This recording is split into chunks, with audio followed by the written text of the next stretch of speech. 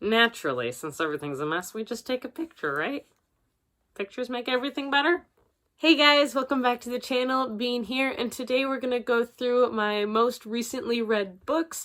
There are only about 7 or 8 of them this time. I've been in a bit of a reading slump as of late, but finally I have a new job, and so hopefully my life will get back into a bit more of a routine and I'll be able to integrate reading into that a lot easier. The first book that I am going to talk about here today is actually an audiobook that I listened to this month, and that is The Regatta Mystery and Other Stories, which is the 21st book in the Hercule Poirot series by Agatha Christie. This is one of the books in the series that is actually a series of short stories, and the interesting thing about this one was that it was actually told from the point of view of different people each time.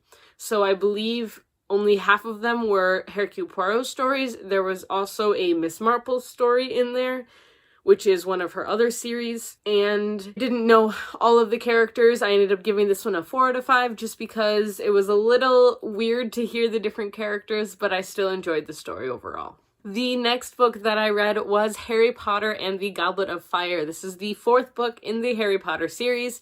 This is by J.K. Rowling, and this version I have is probably my favorite version out, is the UK paperback version. Each of the spines is different and there's drawings, and I absolutely love the art of these books.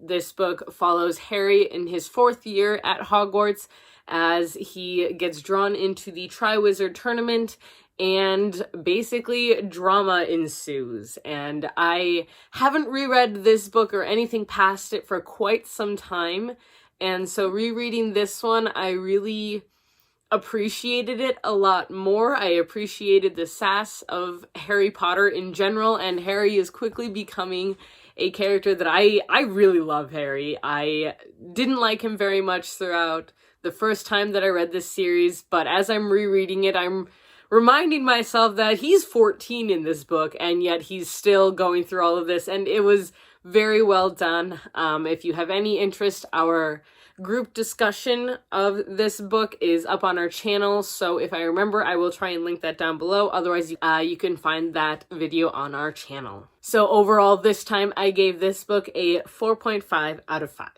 The next book that I read was actually a new series that I started because I have a bad habit with this, and it is The Nebula Secret, which is the first book in the Explorer Academy by Trudi Trueit. Now, this book I gave a 4 out of 5. It was such a fun story. This is actually an art copy that I received like 2 years ago, and I never read because I am trash like that.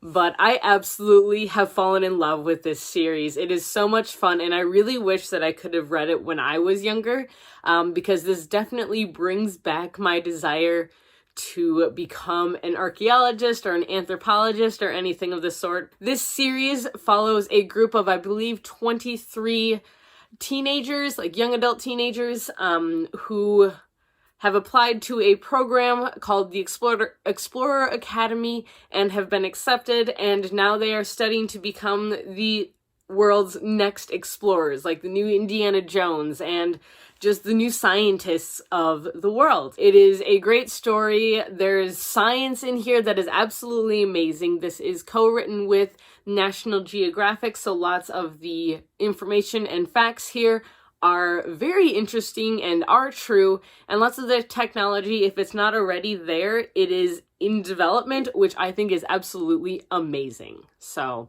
highly recommend this series, especially for reading out loud, because there are pictures and such in this book, or in these books, I suppose, and you get to see kind of like where they're at and what they're doing. So this was a lot of fun. The next book that I read was Strange the Dreamer by Laini Taylor. And now this is the first book in the Strange the Dreamer duology, I believe. The second one is Muse of Nightmares. This was our Serpent and Badger book club book of January. And so I managed to read this one in January. I was very proud of myself. It's in this book. I absolutely loved this book. It was so well done, so unique. The magic in this world is so amazing and so detailed, and I loved the characters. It was a great book to read. This book follows Laszlo Strange, who is a historian who works in the library, and he has come to be obsessed with this land that is not supposed to exist. He's obsessed with a city called Weep. Now, the thing with Weep is that it is not supposed to exist. It is a legendary city, kind of like the city of El Dorado, but Laszlo is convinced that it exists, and then when people from there show up and they want Laszlo to go with them on a mission to Weep, he can't pass up the chance, and basically all of this magic ensues, and we find out his connection and where he came from and where this city is and what's going on, and it is amazing. I flew through this book. The first half is a bit of a chunky book. It is a tome technically, and the first half of it is quite world-buildy, and it is very descriptive, which I enjoy. I enjoy the new worlds where you find out all of the magic systems and everything like that, but a lot of the action did happen in the second half of it. However, so if you are reading this and you aren't really into that, give it the first like 200 pages or so, and then you're going to get into a lot more of the action. So, highly recommend. I ended up giving this one a 4 out of 5. We will be having our discussion on this going up at later on this month, I believe. I think it goes up in a week or so, so we'll let you know when that goes up, but be on the lookout for our discussion on this. The next book that I read was The Falcon's Feather, which is the second book in the Explorer Academy by Trueit. Now, this is a follow-up to the first book, The Nebula Secret, which I did mention just earlier, and I don't want to talk too much about this one because there are a lot of spoilers for the first book. It's one of those series where the plot is basically explained in the first book, and then the next few books follow that plot as it keeps going. And so this one actually takes place, I believe, in northern Scandinavia. So this was a lot of fun. Again, I'm super excited, and I ended up giving this one actually a 4.5 out of 5. So I like this one almost better than the first one, which was absolutely crazy.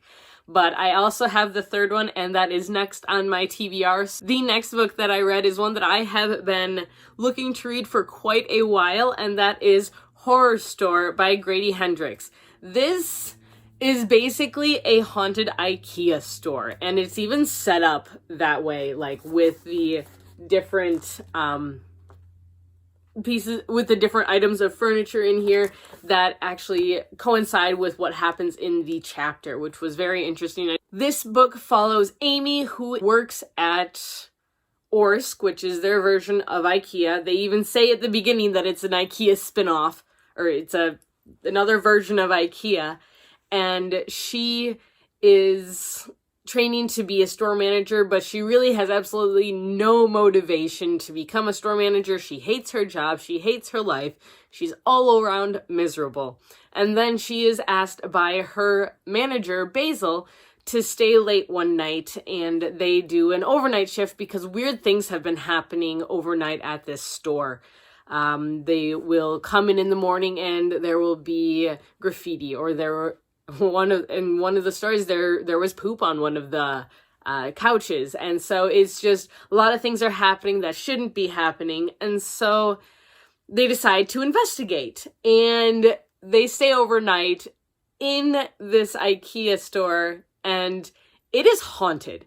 It is creepy. I did not expect this book to be as creepy as it was, but it really did get to me, and I found that I couldn't read it right before going to bed because I was going to have nightmares, which is absolutely insane. It's been so long since the book has given me nightmares, but it was in the best way possible. I highly recommend this book, and it is very intriguing if you look at the front versus the back. Yes, this is a library book. I've been getting a lot of books from the library lately. So, yeah, I highly recommend this book if you are interested in the haunted house trope, but then it's taken to a whole new level. This is the book for you for sure. And now I believe Grady Hendrix also wrote My Best Friend's Exorcism. I do want to read more by this author because this was a very captivating book and I highly recommend it. This one, I ended up giving it a 4 out of 5. So the next book that I'm going to talk about, I got off of Book Outlet. So there actually isn't a cover to it or a dust jacket to it. So if anyone can find me the dust jacket for this book, I would greatly appreciate it. Because right now, this is what my copy looks like. It is In the Garden of Beasts by Erik Larson. Here. This will show you.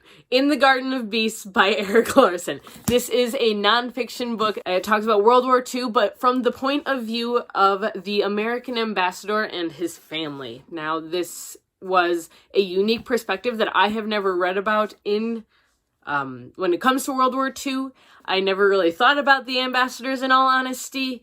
And as a history nerd who really has always found World War II to be very interesting, I was intrigued by this book and it really kept me captivated because I didn't know a lot of the things that they were talking about in it. So I will highly recommend this book because if you're interested in the nonfiction aspect, Erik Larson always seems to have a way of telling history that makes it feel like you're there. It makes it seem like a story, so it makes it seem a lot more accessible and a lot more interesting a lot of the time. So again, I highly recommend this one. I ended up giving this a 4.5 out of 5. Some parts of it I did find a little strange, but it was history, so I really can't judge history. So that's all I got for you guys here today. I hope you enjoyed this video. Be on the lookout for our next ones. We post videos every Tuesday, Thursday, and Sunday, and if you want to be notified whenever we post these videos, you can hit the little bell icon down below. Also below will be our handles for Goodreads and Instagram. Feel free to find us down below. We spend way too much time on both sites. So yeah, that's all we got for you today. I'll see you next time. Bye!